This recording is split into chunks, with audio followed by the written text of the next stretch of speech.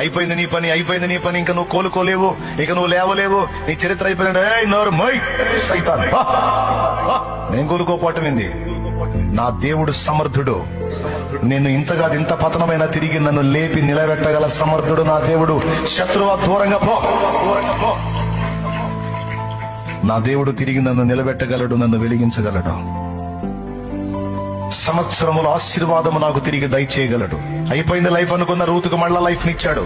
అయిపోయింది లైఫ్ అనుకున్న మోషేకి మళ్ళా లైఫ్ నిచ్చి సేవలో వాడుకున్నాడు. నా దేవుడు ఏదైనా చేయడానికి సమర్థుడు. రస్ అయితాను.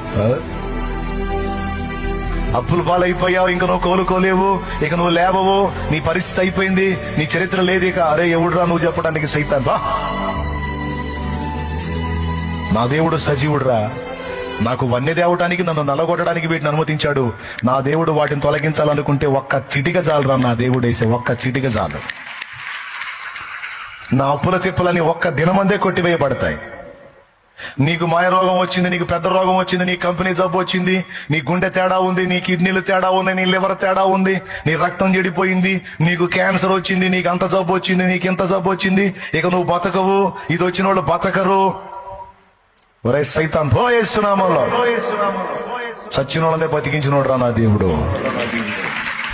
రోగాలు ఒక లెక్క, లక్షలాది మంది రిపోర్ట్స్ మారిపోయినీరా. లక్షలాది మంది రిపోర్ట్స్ మారిపోయినరా. నా దేవుడు తలుచుకుంటే నన్ను క్షణములో బాగు చేయగలడు. ఒక్క మాట పలికితే చాలరా, నా రిపోర్ట్లు మొత్తం మారిపోతాయి.